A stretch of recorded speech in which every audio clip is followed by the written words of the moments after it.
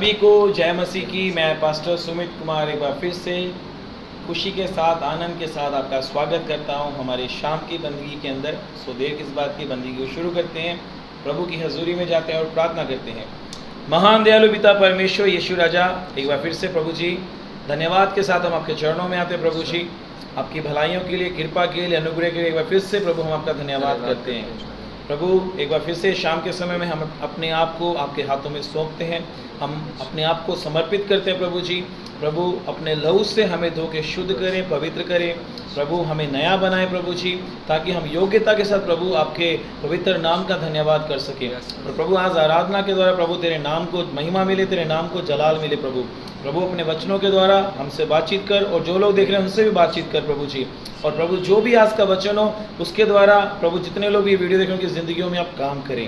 प्रभु जितने लोग आज वीडियो देखते हैं प्रभु सबके जीवनों में आपकी बड़ी दया और कृपा की मांग करते हैं। प्रभु शुरू से लेकर अंत तक आप चलाने में मदद करें, सहायता करें। ईश्वर आज आपके नाम से ये प्रार्थना मांगते सुनिए और ग्रहण करें। आमीन। हालेलुया, हालेलुया, हालेलुया, हालेलुया। सो आइए मिलकर परमेश्वर की आराधना करते हैं, क्योंकि वो भला है, वो अच्छा परमेश्वर है और उसके जैसा कोई दूसरा नहीं है। सो आइए गीत गाएंगे। आराधना में है छुटकारा, आराधना में है चंगाई। सो आइए इस गीत को गाएंगे।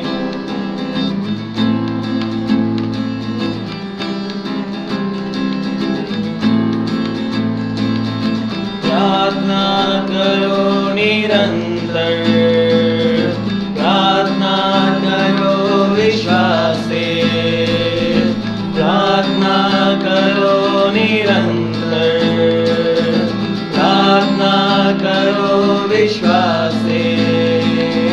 धर्मी जन की प्रार्थना, विश्वास की प्रार्थना खोलती है सारे बंधन।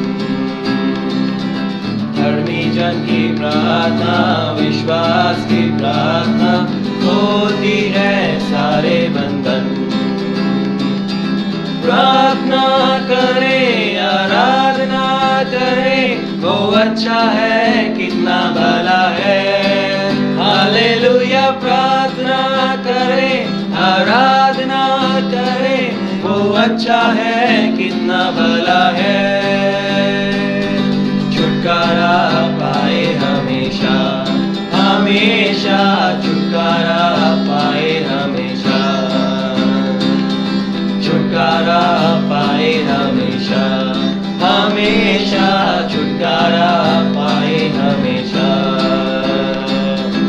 आराधना में है छुटकारा, आराधना में है चंगाई, आराधना में है छुटकारा, आराधना में है चंगाई। शरीर प्राण आत्मा में शांति आनंद देता है, जान से भी प्यारा प्रभु। शरीर प्राण आत्मा में शांति आनंद देता है, जान से भी प्यारा प्रभु। प्रार्थना करें, आराधना करें, वो अच्छा है, कितना भला है।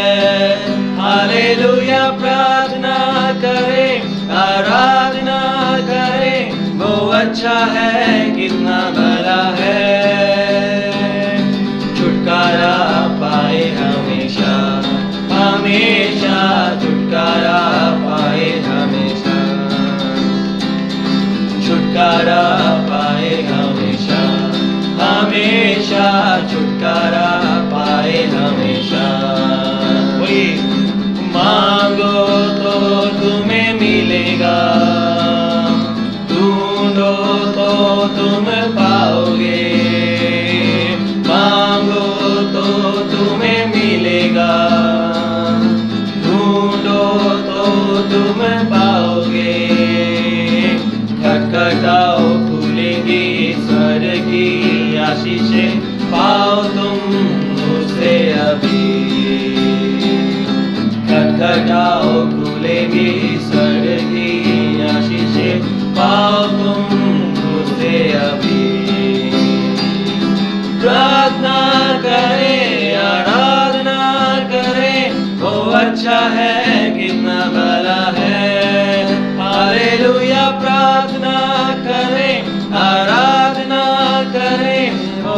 अच्छा है कितना भला है, छुटकारा पाए हमेशा हमेशा, छुटकारा पाए हमेशा। यस, छुटकारा पाए हमेशा हमेशा, छुटकारा पाए हमेशा, छुटकारा पाए हमेशा हमेशा, छुटकारा पाए हमेशा। एक बार फिर से स्वागत है सब लोगों का हमारे चैनल के ऊपर। और हम सब जानते हैं कि जैसे मैंने पहले बताया था कि आज मंडे से नई सीरीज़ हम शुरू कर रहे हैं। 2 सीरीज़ ऑलमोस्ट हम कंप्लीट कर चुके हैं। हाँ, 2 कंप्लीट हो गई हैं। सबसे पहले पैराबल सीरीज़ था, उसके बाद द आई एम स्टेटमेंट्स के ऊपर किया। अब हम तीसरी सीरीज़ लेकर आए हैं और मैं सच में अपने आप को बहुत ब्लेसेड मान रहा हूँ इन दिनों में कि ये सौभाग्य मिला कि मैं एक सीरीज़ को, कोई भी सीरीज़ उसको कंटिन्यू करूँ। ये जो आप जितने भी आज तक आपने प्रचार सुना, कहीं ना कहीं इनको मैंने शेयर किया हुआ है, प्रचार किया हुआ है, लेकिन एक सीक्वेंस में नहीं किया हुआ, एक लाइन में नहीं शेयर किया। सो प्रभु का मैं धन्यवाद करता हूँ। मुझे नहीं मालूम लोगों को कैसे लग रहा है इस लॉकडाउन के अंदर, but I am really blessed. मैं ब्लेस्ड हूँ और जैसे वचन कहता है कि हर बात के लिए और हर परिस्थिति में प्रभु का धन्यवाद करो। मैं प्रभु का धन्यवाद करता हूँ। सो आज जो हम एक नई सीरीज़ को शुरू कर रहे हैं, बहुत ही अच्छी है, एक जर्नी है, एक रोमांचक जर्नी है। जैसे पिछली बार भी एक जर्नी थी, ये थोड़ी और एडवेंचरस जर्नी है और मैं आशा और उम्मीद करता हूँ आप इस जर्नी को बहुत एंजॉय करोगे, अच्छा आनंद मनाओगे। और सिर्फ मैं चाहता हूँ आप आनंद ही मत मनाइए, मतलब इस जर्नी को सिर्फ एंजॉय मत कीजिए, कहीं ना कहीं इसको अपने साथ जोड़िए। इस जर्नी को जितने भी हम कैरेक्टर्स को देखेंगे, पात्रों को देखेंगे, या जितने भी प्रभु के दासों को देखेंगे, उनको अपनी ज़िंदगी के साथ जोड़कर देखिए कि मैं अपनी ज़िंदगी में इसको कहाँ ढाल सकता हूँ, इसकी ज़िंदगी से मैं क्या सीख सकता हूँ। हालेलुया। बाइबल के अंदर हम जानते हैं, पूरी बाइबल के अंदर एक ऐसा चैप्टर आता है जिसको नाम दिया गया है हीरोज़ ऑफ फेथ करके, यानी विश्वास के जितने भी कैरेक्टर्स हैं वो पूरे दिए गए। हम जानते हैं इब्रानियों 11 के अंदर, है ना। तो बाइबल के अंदर बहुत सारे कैरेक्टर्स हैं जो विश्वास के साथ प्रभु के साथ चले और उन्होंने बड़े बड़े काम किए। वो उस समय के टाइम पे था, हीरोज़ ऑफ फेथ नाम दे दिया गया। लेकिन अगर मुझे कोई पूछे पर्सनली आप उनको क्या नाम देना चाहोगे, तो मैं बोलूँगा इमिटेटर्स ऑफ फेथ करके। इमिटेटर्स को क्या होता है, इमिटेट करने का मतलब नकल करना। वो हीरोज़ के फेथ थे, मानते हैं, लेकिन हमें इमिटेटर्स बनना चाहिए, यानी उनके जो काम उन्होंने किए, जो विश्वास उन्होंने दिखाया, हम उनकी नकल करें। उसकी नकल करके हम भी अपनी ज़िंदगी में देखें प्रभु कितने बड़े काम करता है। हालेलुया। सो हम सब जानते हैं हीरो, हर कोई एक व्यक्ति ज़िंदगी में किसी ना किसी को अपना एक हीरो मानता है और उसके जैसा बनना चाहता है। ज़रूरी नहीं हो फिल्मों का ही हो, कोई बिजनेसमैन होता है, कोई बिजनेस टाइकून हो सकता है, कोई भी हो सकता है, या क्रिकेटर हो सकता है, कोई प्लेयर हो सकता है, कोई भी हो सकता है जिसको वो फॉलो करना चाहता है, उसके जैसा बनना, क्योंकि वो उसकी लाइफ का हीरो है ना। उसकी लाइफ का क्या है, वो है एक हीरो है। और हीरो किसको बोलते हैं, हम सब जानते हैं। हीरो की ज़रूरी नहीं है हीरो का मतलब एक्टिंग करने वाला ही हो करके, नहीं। हीरो का मतलब वो नहीं है। हीरो का मतलब ये है जिस आदमी की प्रशंसा हो उसके अच्छे कामों के लिए। हीरो का मतलब है जिसकी प्रशंसा हो अच्छे कामों के लिए, और वो अच्छे काम मुश्किल हालातों में भी अच्छी तरह से करता हो। वो अच्छे काम मुश्किल हालातों में भी करता हो।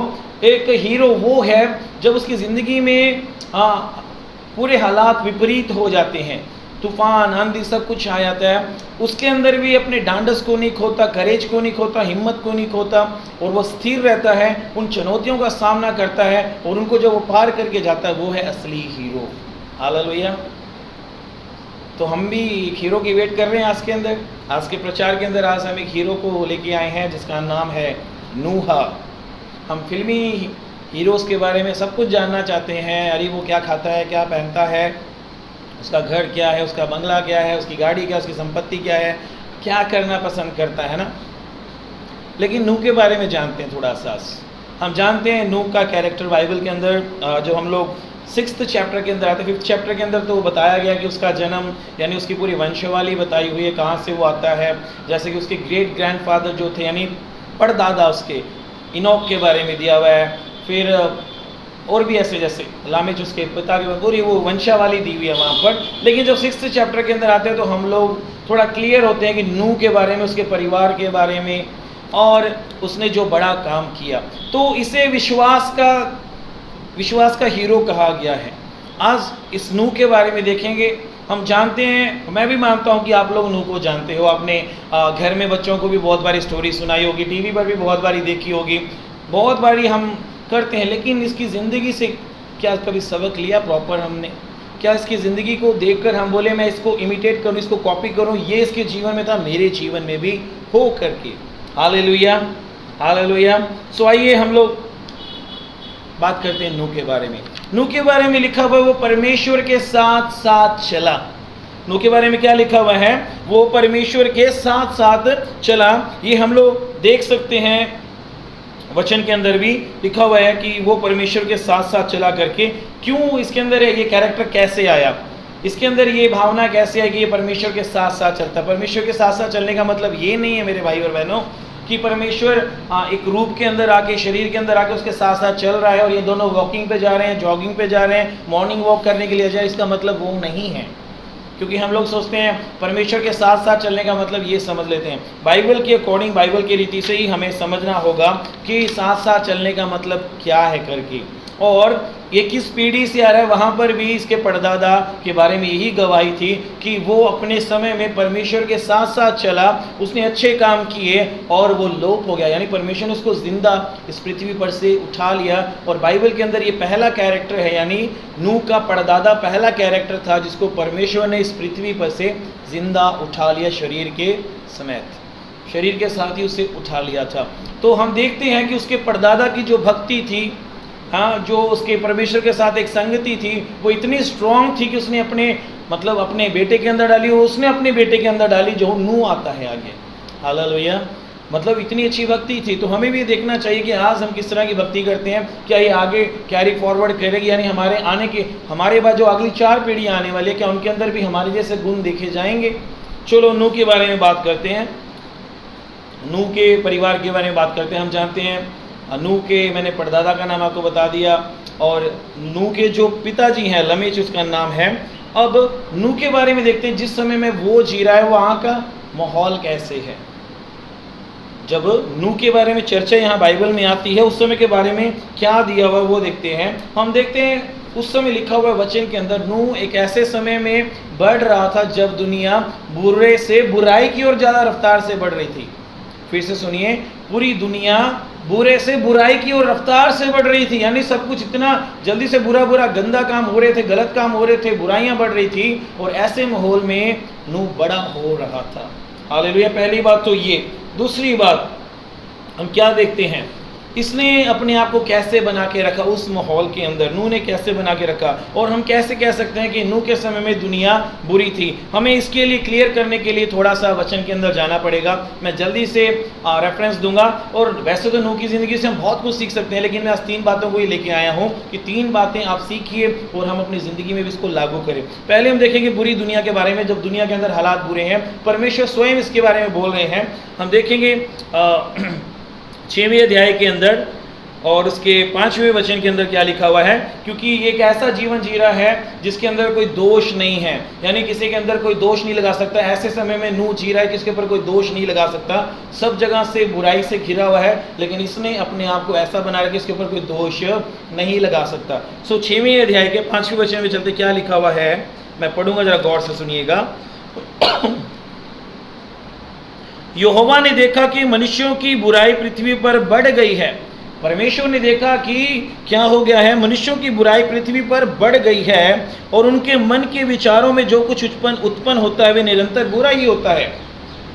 इंसान जो कर रहा है वो भी बुरा है, ये अपने विचारों में, मन में जो सोच रहे हैं वो भी क्या है, बुरा है। ये परमेश्वर स्वयं खुद कह रहे हैं। 11वें वचन में देखते हैं क्या लिखा हुआ है। उस समय पृथ्वी परमेश्वर की दृष्टि में बिगड़ गई थी, यानी पूरी पृथ्वी के ऊपर बात की जाए जितनी थी वो सारी की सारी बिगड़ गई है, और उपद्रव से भर गई थी, यानी पूरी बुराई से भर चुकी है। और ऐसे समय में क्यों ये बिगड़ गई है पृथ्वी, हम लोग ये देखते हैं कि वचन यहाँ लिखा हुआ है, लेकिन क्यों पृथ्वी बिगड़ गई थी। हम जानते हैं एक व्यक्ति स्वर्ग में जिसने पहले परमेश्वर का विरोध किया, जिसको परमेश्वर ने काफ़ी गिफ्ट्स दिए थे, लूसीफर, जो बाद में शैतान बन गया।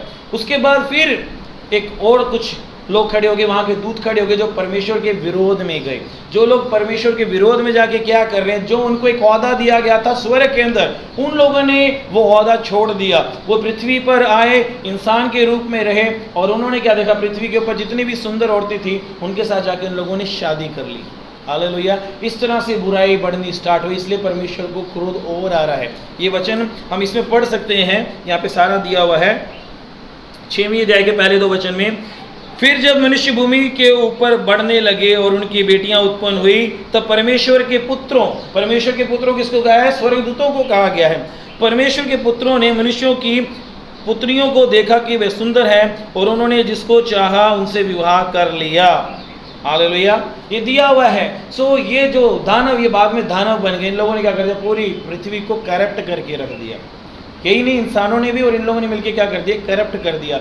लेकिन जब इन लोगों ने पूरी पृथ्वी को करप्ट किया, ऐसे समय में जब सब जगह बुराई है, नूह के बारे में कहा गया इसने एक फॉल्टलेस लाइफ जी, यानी इसके अंदर कोई दोष नहीं, ऐसा जीवन जी रहा है। ये भक्ति वाला जीवन जी रहा है, ये परमेश्वर का डर मानने वाला जीवन जी रहा है, परमेश्वर की आज्ञाओं पे चलने वाला जीवन जी रहा है, और लिखा है परमेश्वर के साथ साथ चला। Hallelujah, hallelujah. ये है जो पहला पॉइंट हमें सीखना है। जब क्या हम लोग एक फॉल्टलेस लाइफ जी रहे हैं? क्या हम लोग जानबूझ के गलतियां करते हैं या फिर अनजाने में हमसे होती है? जब माहौल हमारे भी चारों ओर खराब है, दुनिया बुराई की ओर बढ़ती जा रही है, बहुत बढ़ती जा रही है हर वे में, चाहे वो नशे हैं, चाहे झगड़े हैं, चाहे लड़ाइयाँ हैं, हर वक्त देखते हैं कि ये बुराई बढ़ते ही जा रही है, बैड से वर्स की ओर जा रही है, बुरे से बुराई की ओर बढ़ते जा रही है। ऐसे में हम लोग कैसा जीवन जी रहे हैं? हमारे पास एक्सक्यूज़ नहीं होना चाहिए पास्टर जी कि हम लोग, हमारे चारों ओर का माहौल ही ऐसे है कि हमें उनके साथ जाके जुड़ना पड़ता है। ये नूह की ज़िंदगी से हमें सीखना होगा, उसने अपने आप को गंदा नहीं किया, उनके साथ मिक्सअप नहीं हुआ, उनके विचारों को अपने विचारों से नहीं आने दिया, उनके रीति रिवाजों को अपने जीवन में नहीं आने दिया, जैसे उनके बुरे काम थे वो अपने ऊपर के, अपने परिवार के ऊपर भी नहीं आने दिया। हालेलुया। ये थी पहले पॉइंट की बात। दूसरे पॉइंट के ऊपर बात करते हैं उसकी पत्नी के बारे में और उसके बेटों के बारे में। हम जानते हैं नूह के 3 बेटे थे करके, नूह के 3 बेटे हैं। तो ऐसे में अब इनके बारे में बात करते हैं, इनकी पत्नी और इनके बेटे। हमने अभी पढ़ा कि जब सारा समाज बिगड़ चुका है, सारे गंदे काम हो रहे हैं, ऐसे में ये लोग क्या कर रहे हैं? एक अच्छे माँ बाप होने के नाते ये क्या कर रहे हैं? आसपास की गंदगी से, आसपास की बुराई से क्या कर रहे हैं? अपने बच्चों को बचा रहे हैं, उनके ऊपर उनका प्रभाव पड़ने नहीं दे रहे हैं। हम देखते हैं नूह और उसकी पत्नी ने क्या किया। उन लोगों ने अपने बेटों को सिखाया, अपने बेटों को बताया कि ये जो पूरी दुनिया है, इन लोगों ने बुराई की है, इन्होंने परमेश्वर के विरोध में जाके सारे गलत काम किए हैं। ये हम कैसे कह सकते हैं? 6वें अध्याय के 6वें वचन में लिखा है, यहोवा पृथ्वी पर मनुष्यों को बनाने से पछताया और वह मन में अति खेदित हुआ। हालेलुया। तो ये अपने बच्चों को बता भी रहे हैं, बेटा ये दुनिया जो गलत काम कर रही है ना, परमेश्वर इस चीज़ से बहुत दुखी हुआ पड़ा है, और ये लोग परमेश्वर के खिलाफ जाके काम कर रहे हैं। ये अपने बच्चों को शिक्षा दे रहे हैं। हालेलुया। ये इनके परिवार के बारे में बता रहा हूँ। तीसरी बात इन्होंने और क्या किया? अपने बच्चों को, इन्हें अपने बच्चों को सिखाया कि जब पूरी दुनिया के अंदर विरोध चल रहा है और झगड़े चल रहे हैं, नफरत चल रही है, तुमने अपने अंदर ये गुण नहीं लेके आना, तुमने अपनी ज़िंदगी के अंदर इस चीज़ को लागू नहीं करना, तुमने उनके जैसा नहीं बनना है। Hallelujah, hallelujah. उन लोगों ने परमेश्वर के बारे में क्या सिखाया? उन्होंने परमेश्वर के बारे में सिखाया हमें शांति में रहना है, आनंद में रहना है, परमेश्वर के डर और भय के अंदर रहना है। आज हम अपने आप से सवाल करें, हम अपने बच्चों को क्या बोलते हैं? क्या हम अपने बच्चों को समाज के अंदर जो बुराइयां उससे बचा रहे हैं, या बोलते हैं हम क्या करें पास्टर जी, हमारे बच्चे हमारी बात नहीं मानते, हमारे बच्चे हमारी बात नहीं मानते। क्यों? क्योंकि हम उनको प्रभु के बारे में बताते ही नहीं हैं, प्रभु की शिक्षा उनको बताते ही नहीं है। अगर हम उनको प्रभु के बारे में बताएंगे, प्रभु की शिक्षा के बारे में बताएंगे, प्रभु की विधियों के बारे में बताएंगे, तब जाके हमारे बच्चे प्रभु का डर और भय मानेंगे। हम देखते हैं नीति वचन में लिखा हुआ, बच्चे को बचपन से ही प्रभु के विधियों के बारे में सिखाने के बारे में लिखा हुआ है, बचपन से उनको शिक्षा देने के बारे में कहा गया, ताकि वो बुढ़ापे में भी उससे ना मुड़े, है ना। हम लोग क्या करते हैं? क्या हम बच्चों को बोलते हैं बेटा तुम बैठकर प्रार्थना करो, हमारे साथ वचन पढ़ो, हमारे साथ आराधना करो? नहीं, क्योंकि हमारा खुद का ऐसा जीवन नहीं, हम उनको कैसे बोलेंगे? यहाँ पर देखते हैं नूह का परिवार, उस समय के अंदर सिर्फ नूह का परिवार खरा था, नूह का परिवार बचाया गया। हम जानते हैं उसके बाद क्या हुआ था। हालेलुया। हम सब जानते हैं कि परमेश्वर ने ये पूरी योजना बना ली थी कि अब वो पूरी दुनिया को नाश करने वाला है। परमेश्वर ने नूह को बता दिया था कि मैं पूरी दुनिया को क्या करने पर हूँ, तबाह करने के ऊपर हूँ, मैं ख़त्म करने पर हूँ करके। ये हम 13वें वचन में देख लेते हैं। तो परमेश्वर ने नूह से कहा, परमेश्वर नूह से बात कर रहा है क्योंकि धर्मी जन उससे बातचीत करके बता रहा है। तो परमेश्वर ने नूह से कहा, सब प्राणियों के अंत करने का प्रश्न मेरे सामने आ गया है, क्योंकि उनके कारण पृथ्वी उपद्रव से भर गई है, इसलिए मैंने उनको पृथ्वी समेत नष्ट कर डालूंगा। पृथ्वी समेत क्या कर डालूंगा? इनको नष्ट कर डालूंगा। ये परमेश्वर के मन में आ चुका है और परमेश्वर ये योजना क्या कर रहा है? नूह को बता रहा है। अब सोचने वाली बात है, परमेश्वर नूह को क्यों बता रहा है ना? इतने सारे लोग हैं, नूह को क्यों बता रहा है? क्योंकि एकमात्र नूह का परिवार था जो परमेश्वर का डर मान रहा था, भय मान रहा था, परमेश्वर के साथ साथ चल रहा था। इसलिए परमेश्वर अपने दर्शन, अपने जो भी चीज़ें थी वो सारी नूह को ही प्रकट कर रहा था। आज अगर हम बोले प्रभु हमें दर्शन क्यों नहीं देता, हमें प्रभु क्यों नहीं बताता, उसका कारण पिता भाई और बहनों ये है कि हम प्रभु के वचनों के मुताबिक चल ही नहीं रहे हैं। जैसे परमेश्वर हमें शिक्षा देता है, जैसे परमेश्वर हमें करने के लिए बोलता है, वैसे तो हम करते ही नहीं हैं। मालूम है, मैं अभी लेटेस्ट आपको एक बात बताता हूँ। मैं क्या सुनता हूँ लोगों से, वो बोलते हैं परमेश्वर मुझसे बहुत प्यार करता है। सही बोलते हो आप, बिल्कुल सही बोलते हो, परमेश्वर आपसे प्यार करता है। आप कहते हो कि परमेश्वर यीशु मसीह ने कहा दुनिया के अंत तक मैं तुम्हारे साथ हूँ, बिल्कुल सही कहते हो। लेकिन जब उनसे पूछा था क्या प्रभु की शिक्षा को मानते हो, क्या प्रभु की आज्ञाओं को मानते हो, जैसे यीशु मसीह ने बोला चलने के लिए वैसे चलते हो, वो हम नहीं करते। फिर आप कर क्या रहे हो? सिर्फ अपने मन को समझा रहे हो यीशु मसीह मेरे साथ है। क्या यीशु मसीह ने बोला मैं तुम्हारे साथ हूँ करके? नहीं। जब तुम्हारे काम ही अच्छे नहीं है तो वो कैसे कह सकते हो? तुम अपने मन को से हौसला दे सकते हो। प्रभु ने कभी नहीं बोला अगर तुम मेरे विधियों के खिलाफ जाओगे, मेरे वचनों के खिलाफ जाओगे, मैं तुम्हारे साथ हूँ। वो सिर्फ वायदा उनके लिए है जो उसकी शिक्षा पर चलते हैं। अपने दर्शन उनके ऊपर ही प्रकट करता है जो उनके साथ चलते हैं। यहाँ पर देख रहे हैं प्रभु परमेश्वर नूह को दर्शन में बता रहा है, उसको प्रकट कर रहा है मैं अभी क्या करने वाला हूँ करके, आने वाले टाइम में क्या होने वाला करके उसने बता दिया। मैं पूरी दुनिया को नाश करने वाला हूँ क्योंकि दुनिया पूरी बिगड़ चुकी है। हालेलुया। और ऐसे मुश्किल हालात में जब पूरी दुनिया बिगड़ चुकी है, परमेश्वर ने अब तय कर लिया मैंने दुनिया को नाश करना है। ऐसे मुश्किल समय के अंदर परमेश्वर ने नूह को एक जिम्मेवारी दी, एक काम सौंपा।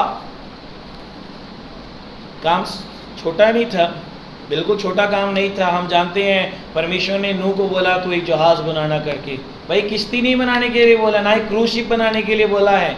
ये उन दोनों से भी बहुत बड़ा है। ये एक किश्ती जो हम छोटी सी सोचते हैं ना, उससे भी बहुत बड़ा है। हम देखेंगे क्या हुआ था करके। तीसरी जो बात हम सीखते हैं, जब एक अच्छा जीवन जी रहा है, परमेश्वर को भाता हुआ जीवन जी रहा है, परमेश्वर इसी को क्या कर रहा है? अपना दर्शन प्रकट कर रहा है। अगर 6वें अध्याय के 14वें वचन के अंदर जाते हैं, वहाँ पर क्या लिखा हुआ है?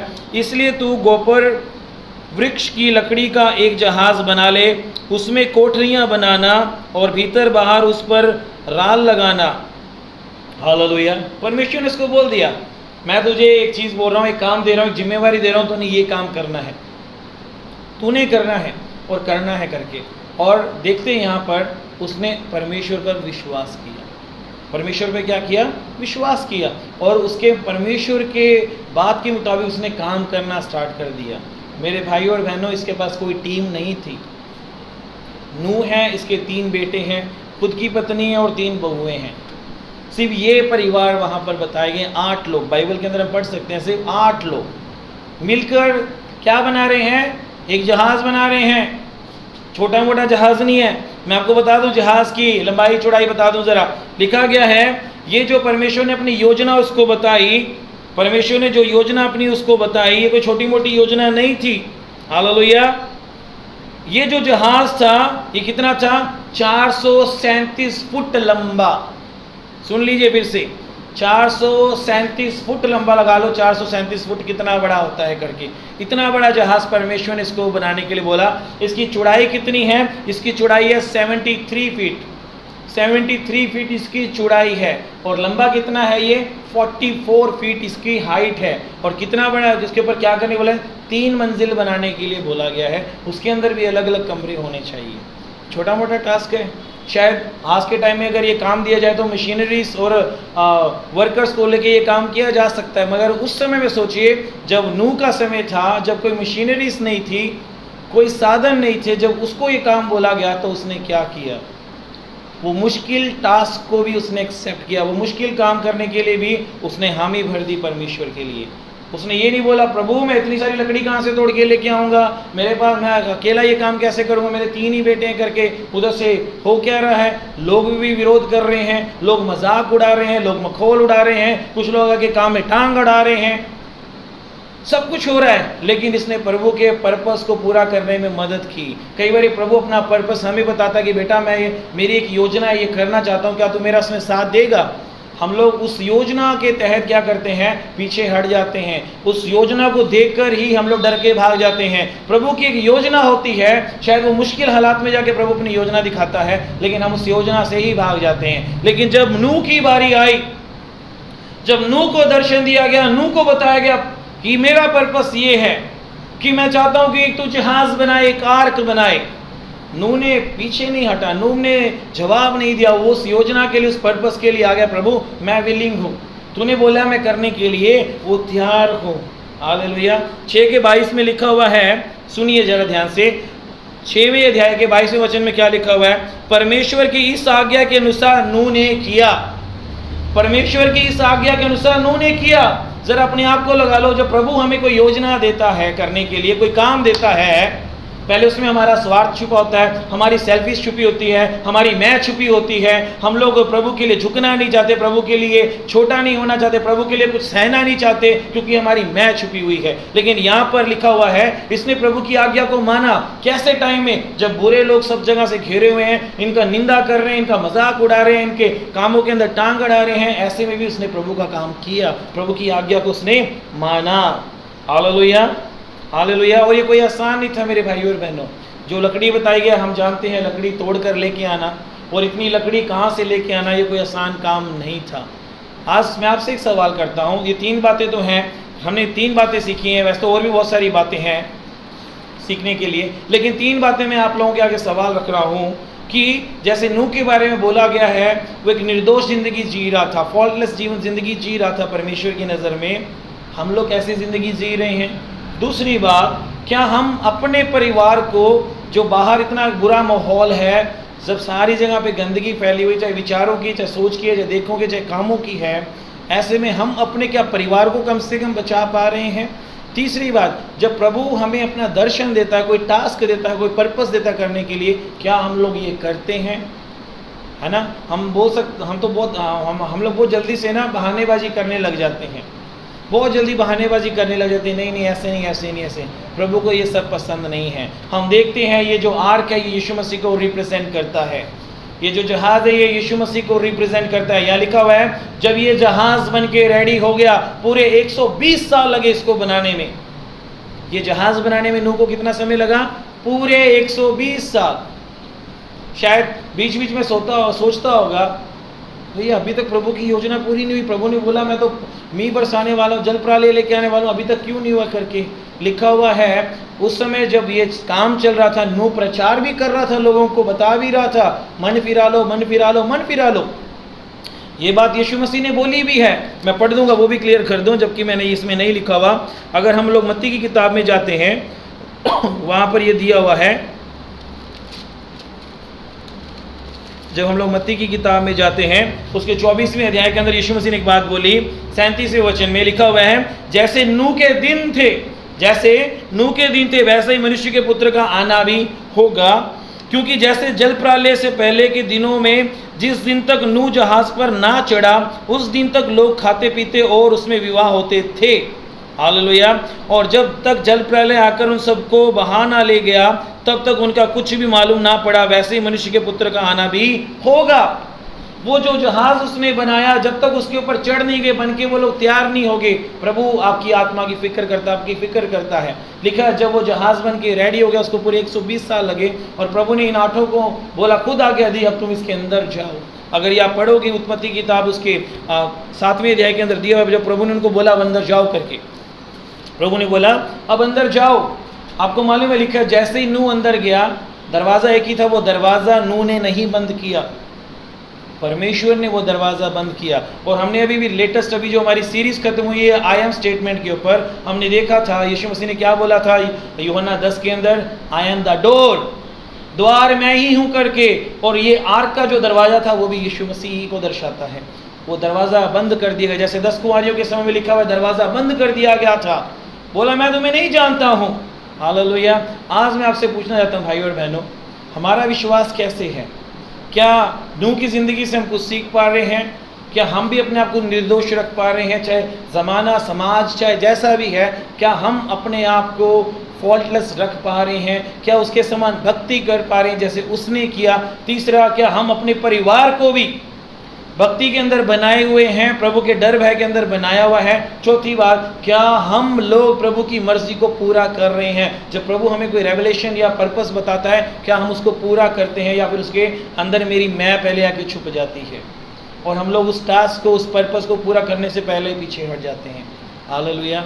सो अपनी ज़िंदगी में हम लोग देखें नूह के समान, कि मुझे नूह की ज़िंदगी के अंदर ये सीखना है कि नूह ने जैसे एक जीवन व्यतीत किया, मैं भी वो ज़िंदगी व्यतीत करूं, प्रभु की आज्ञा के अनुसार चलूं, प्रभु के डर के अंदर चलूं। और अगर हमारा परिवार है तो उस परिवार को भी प्रभु के डर और भय के अंदर लेके चलूं। सो प्रभु आप सब लोगों को बरकत दे, आशीष दे। कल हम फिर 7 बजे मिलेंगे इस जर्नी के अंदर, जो ये जर्नी चल रही है नूह के, ये तो नूह के बारे में था आज। कल हम एक नए कैरेक्टर के साथ आएंगे। हीरोज़ ऑफ फेथ की ये जर्नी है, ये बहुत लंबी जर्नी है, शायद 2 हफ्ते भी चल सकती है। तो हम इस जर्नी के अंदर बने रहें। सो प्रभु आप सबको बरकत दे, आशीष दे। मैं आपके लिए छोटी सी एक प्रार्थना करता हूँ, आप अपनी आंखों को बंद कीजिए।